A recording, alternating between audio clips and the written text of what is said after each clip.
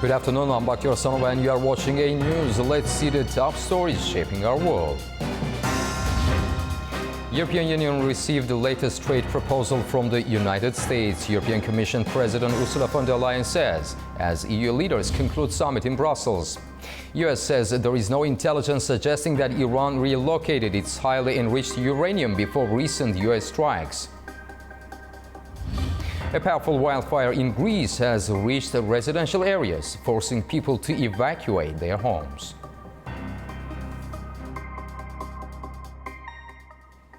A tense day of diplomacy in Brussels has wrapped up, with European Union leaders tackling a wide-ranging agenda: trade tensions with the United States, sanctions on Russia, and rising pressure over the humanitarian crisis in Gaza.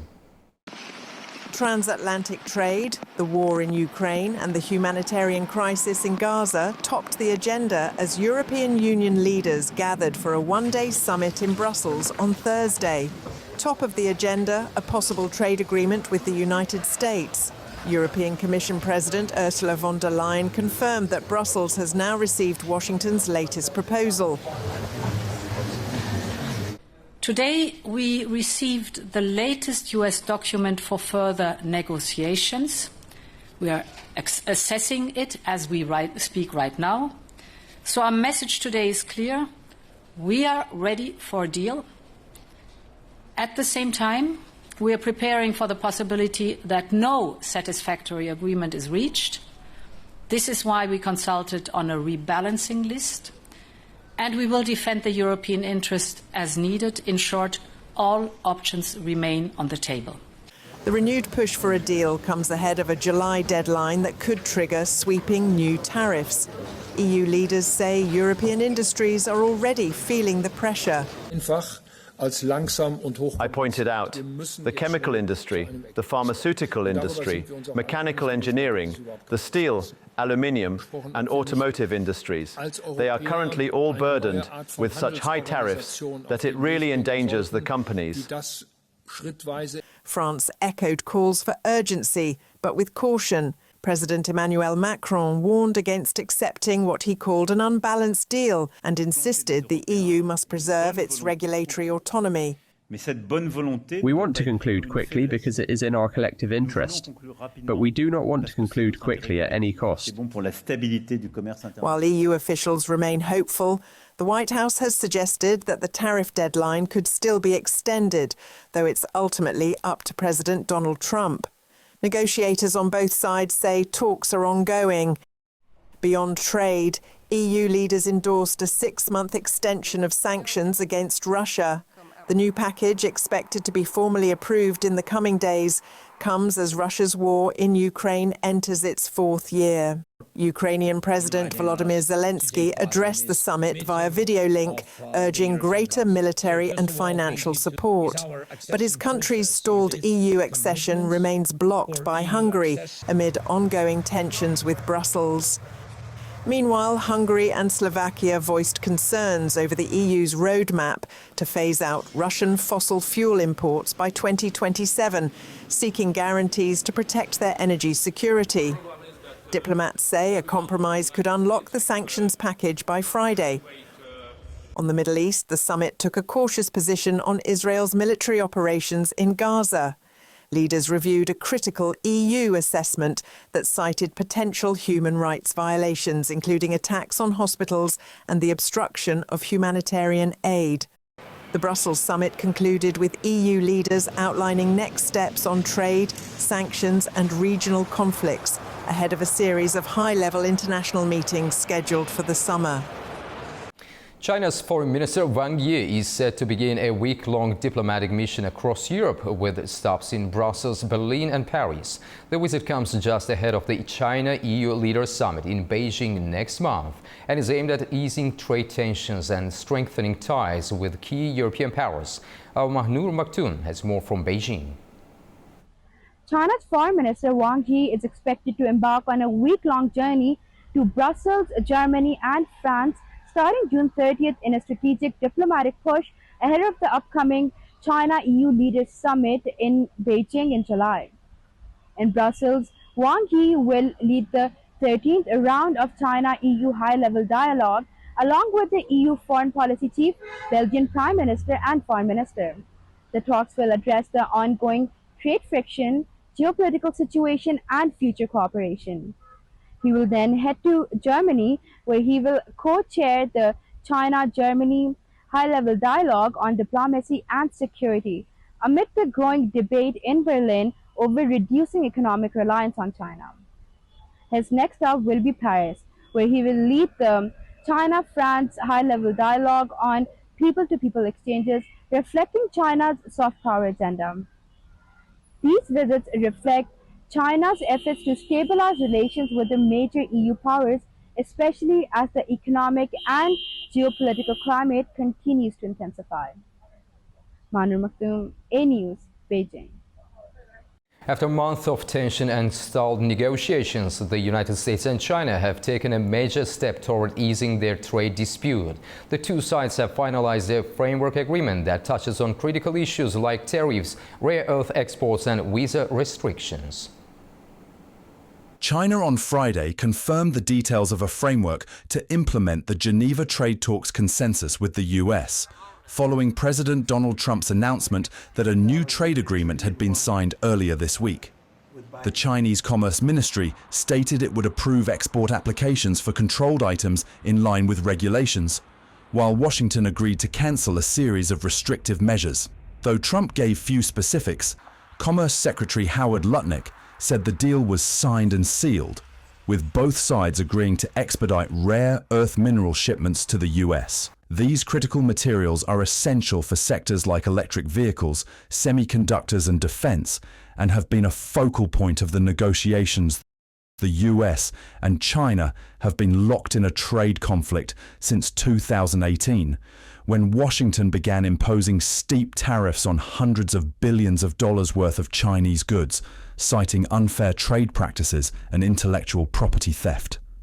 Beijing responded with its own tariffs and restrictions, sparking a tit-for-tat trade war that disrupted global markets and strained bilateral ties. Talks in Geneva in May and follow-ups in London laid the groundwork for this week's agreement, which aims to ease tensions after years of friction. While China has accelerated approvals of some rare earth exports, it continues to vet buyers to prevent diversion to military use, contributing to delays. In return, the US has agreed to roll back certain punitive tariffs and pause visa restrictions for Chinese students. However, some measures, particularly imports and duties on steel and aluminum, remain in place.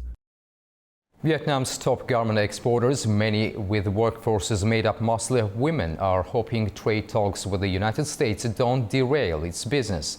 One major sewing company based in Ho Chi Minh City says it's taking steps to protect itself as global trade tensions rise. Inside this bustling factory in Ho Chi Minh City in Vietnam, women make up the majority of the workforce, powering one of Southeast Asia's biggest garment exporters. Tyson SP exports clothing for brands across Europe, Australia, Canada, and crucially the United States. Last year, Vietnam's textile exports to the US reached $16.6 billion, making it the country's largest market. But that could be under threat.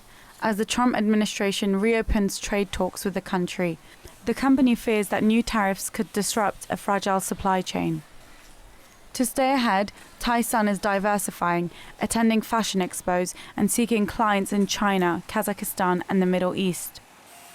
For now, production lines keep moving, but for companies like this one, the outcome of negotiations could shape the future of thousands of workers. To the Middle East now. In his latest message, Israel's Prime Minister Benjamin Netanyahu says his country's military victory over Iran has created new opportunities for peace in the region. Our Trent Murray has more from Tel Aviv.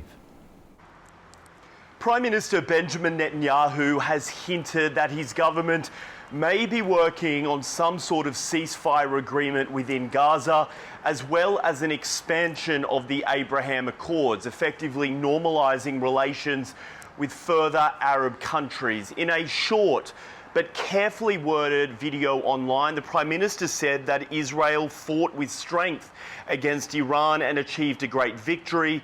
And he has gone on to say that that victory opens up an opportunity for a dramatic expansion of peace agreements. He says that he is working vigorously on that. He goes on to say that along with the release of Israeli hostages and the defeat of Hamas, there is a window of opportunity here that must not be wasted. Now, the timing of this statement is interesting because it comes following media reports suggesting that the Trump administration has been pushing for an end to the war in Gaza as part of an overall plan for the day after the war, one in which Israel maybe will see the expansion of the Abraham Accords. The Prime Minister's office has denied some of those reports in the past few hours, but certainly the rhetoric and the language there we are seeing is that diplomatic conversations are indeed taking place. Earlier in the week, President Trump, speaking in The Hague during the NATO summit, said that he believes that a deal in Gaza is getting very close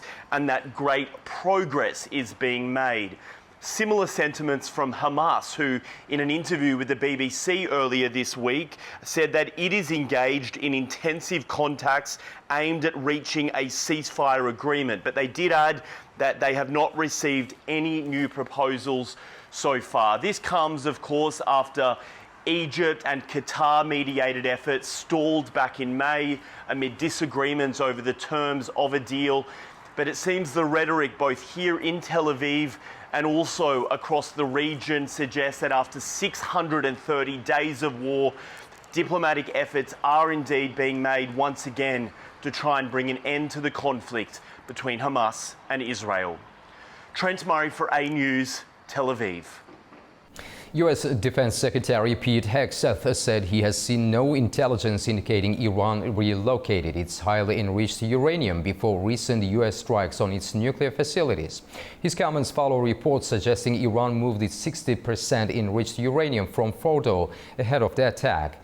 Satellite images had shown unusual activity near the site. Hegseth rejected claims that the strikes had limited impact, insisting they set back Iran's nuclear program by years. Meanwhile, Iran says no meeting with the United States is planned, contradicting President Donald Trump's claim that talks were set for next week.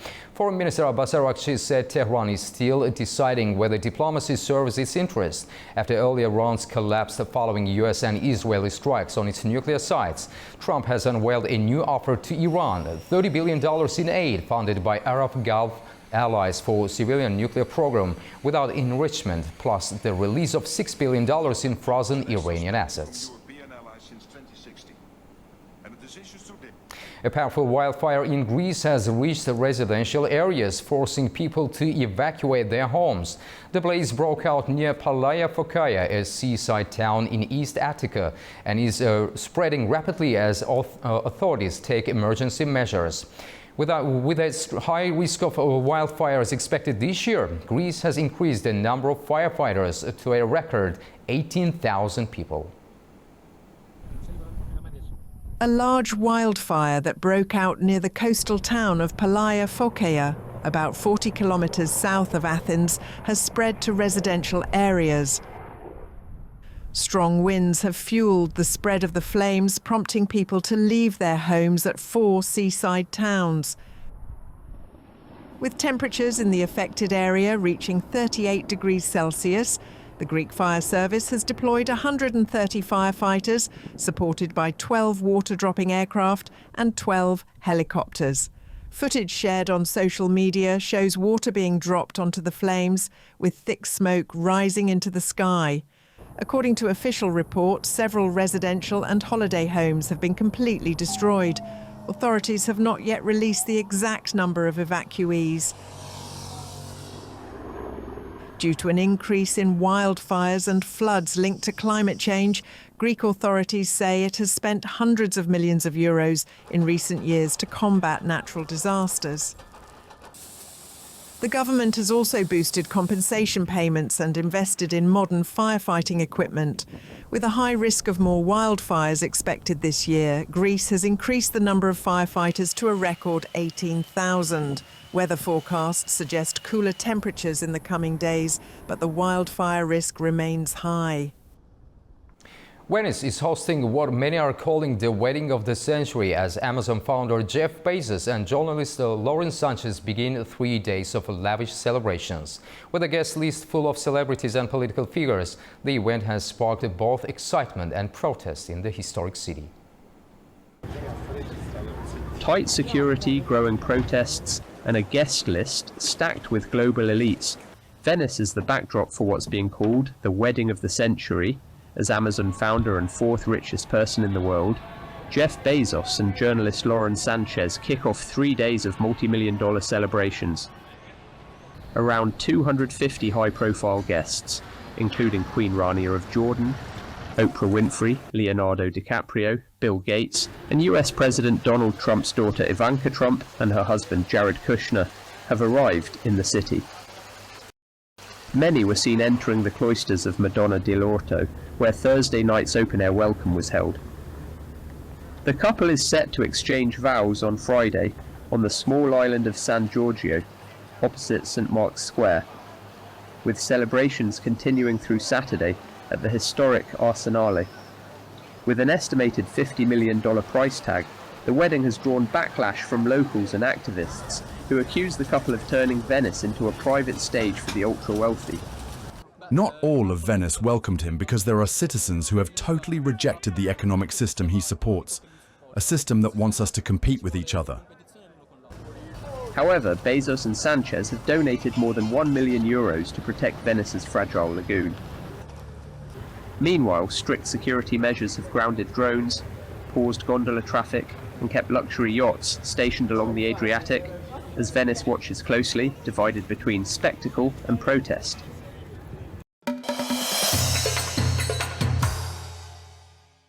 Azerbaijan and China have signed new agreements to boost cooperation in renewable energy and improve Azerbaijan's electricity transmission network. During a visit to Ningbo, Azerbaijani Energy Minister met with the Vice President of China Energy Engineering Corporation to discuss implementing their existing strategic partnership. Talks focused on grid development, joint green energy research and projects in hydro, solar and offshore wind power. Additionally, Azerbaijan's Ministry of Energy signed a separate deal with China's Electric Power Planning and Engineering Institute. So what does this deepening energy alliance tell us about Azerbaijan's long-term energy strategy, and how does China fit into Baku's regional ambitions? To help unpack this, I'm joined from Istanbul by Eunice Sherifli, non-resident fellow at the China Global South Project and a keen observer of Eurasia-China relations. Mr. Sherifli, welcome to the program. Thank you very much for the invitation. Hello. Mr. Sherifli, how significant is this Azerbaijan-China energy cooperation in the broader context of China's Belt and Road and Azerbaijan's Middle Corridor strategy? So thank you very much for the question. It's actually very important. Thanks a lot. As you know, currently China is the leadership country on production of renewable energy components and renewable technology.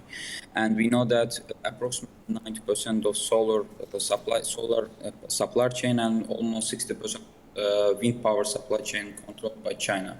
And Azerbaijan also follow currently proactive diplomacy in order to accelerate the transition and also increase renewable energy electricity capacity. So in this context, both sides has a complementary interest.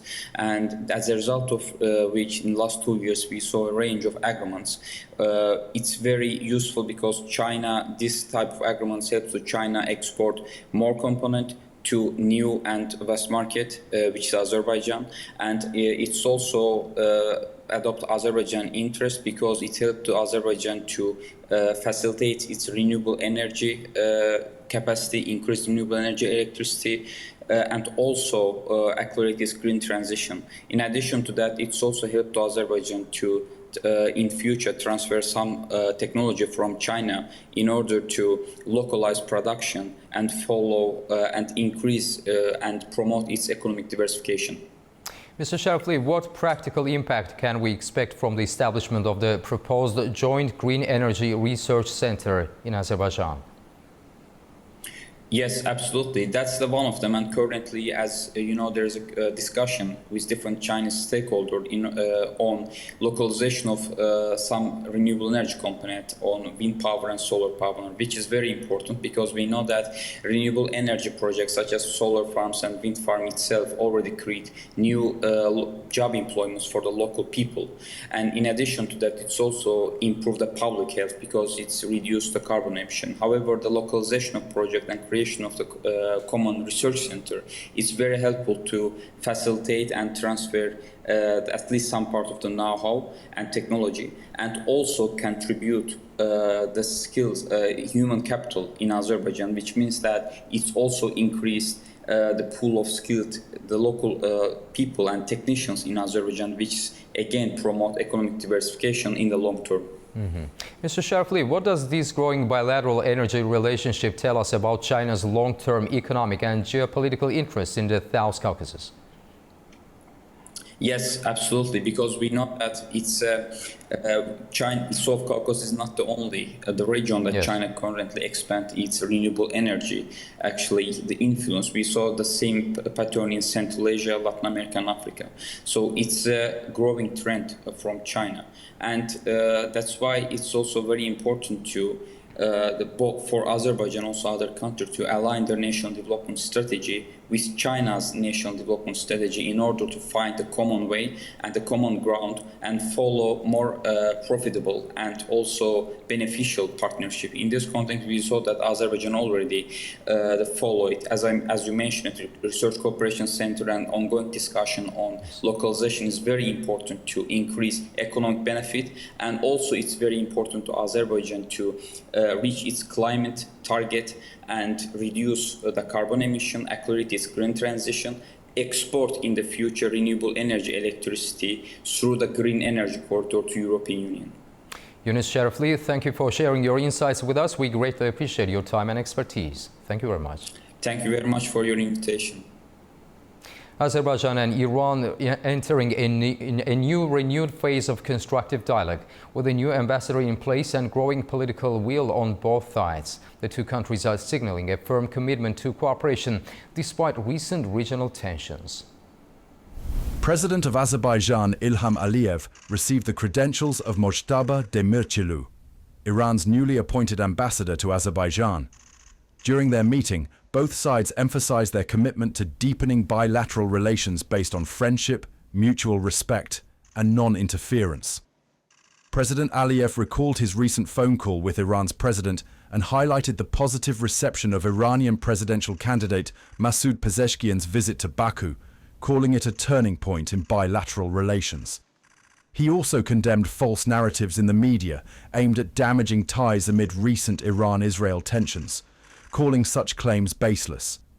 Ambassador Demircioglu reaffirmed Iran's trust that Azerbaijani territory will never be used against Iran and expressed gratitude for Azerbaijan's support during the recent regional crisis. The two sides also discussed future cooperation across multiple sectors, including trade, culture and infrastructure, with particular focus on the North-South Corridor and Araz River Bridge projects. Senior military leaders from Azerbaijan and Turkey took part in the Distinguished Observer Day of the International Military Exercise Anatolian Eagle 2025, held at the third main jet base in Konya. This year's exercise saw the active participation of 7 countries and NATO, with 5 additional countries attending as observers. Designed to enhance international military cooperation and joint preparedness, the Anatolian Eagle exercise stimulates near-real combat scenarios to strengthen coordination among participating forces.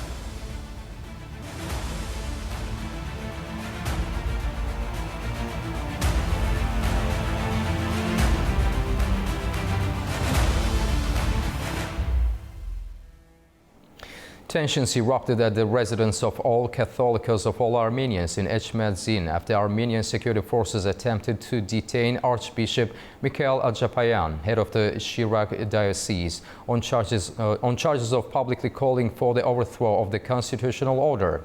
National Security Service officers arrived at the Echmadzin complex today. Their attempt to detain the Archbishop was met with strong resistance from clergy and faithful of the Armenian Apostolic Church. Ajapayan appeared before law enforcement accompanied by his lawyer and Catholicos Garegan II, expressing his readiness to cooperate. However, worshippers blocked the arrest, preventing security forces from taking him into custody. Opposition leaders of the Dashnat Sutyun party called on supporters to gather in Echmadzin to prevent further arrests of clergy. Georgia's economy posted strong growth in the first quarter of 2025, with real GDP rising by 9.8% compared to the same period last year, according to data from the National Statistics Office of Georgia. In nominal terms, Georgia's GDP for January to March reached approximately $7.7 billion. The GDP deflator for the quarter stood at 3.4%, while GDP per capita was estimated at $2,100. Key sectors driving growth included education, healthcare, and social services, as well as information and communication industries. Kazakhstan's industrial sector is showing strong momentum in 2025, posting a 6.4% year-on-year growth in the first 5 months of the year. Much of this progress is being driven by two key pillars of the economy, mining and manufacturing. To help us unpack what is fueling this growth and what it might mean for the broader Central Asian region, we are joined live from Malaga, Spain, by Kuat Dombay, director of the Institute for Central Asian Studies C+5, a leading research institute focused on regional integration and economic development in Central Asia. Kuat, thank you for making the time to join us on the program. Thank you for having me. Good afternoon. Kuat, 6.4% industrial growth in 5 months. What do you see as the primary drivers behind this performance? There are two main reasons for driving this high growth. Would be the completion of Tengiz expansion project, which will be increasing the oil production in our largest oil field by 11 million tons per year more, which takes Kazakhstan annual production of oil from 87 million to 96 million. So the second is the rapid development of the infrastructure, which enjoys most of the investment from abroad. This is the project within the Chinese cooperation on Belt and Road project. So this is the Middle Corridor project, which is taking the road to Azerbaijan from Kazakhstan as well. Additionally, there was a lot of development in the processing sectors. So in total, that took us to 6% growth this year. And that falls within the aspirations of maintaining this 5 to 6% annual growth in the next 5 years. And ultimately, President Tokayev was aiming to double Kazakhstan GDP within the next 5 years. Kuat, is there a risk that this growth could be short-lived, especially given global commodity market volatility or geopolitical uncertainty in neighboring countries?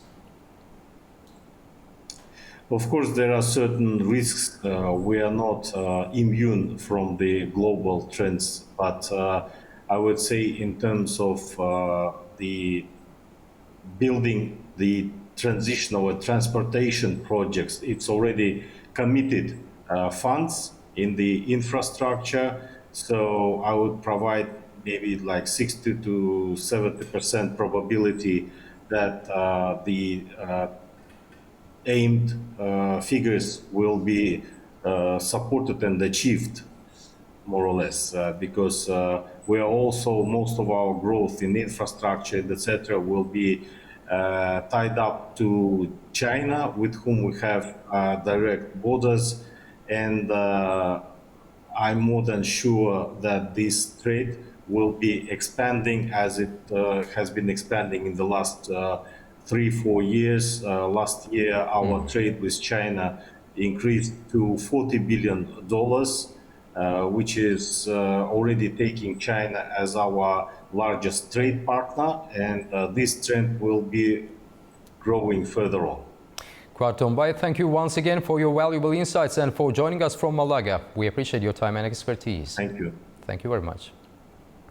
Kyrgyzstan is set to build the largest mountain ski resort in Central Asia. Investors from several countries have already shown interest in the Ala-2 resort project. According to officials, the resort is expected to become a major tourist attraction in the region. Farisa Kalimurzuna has more.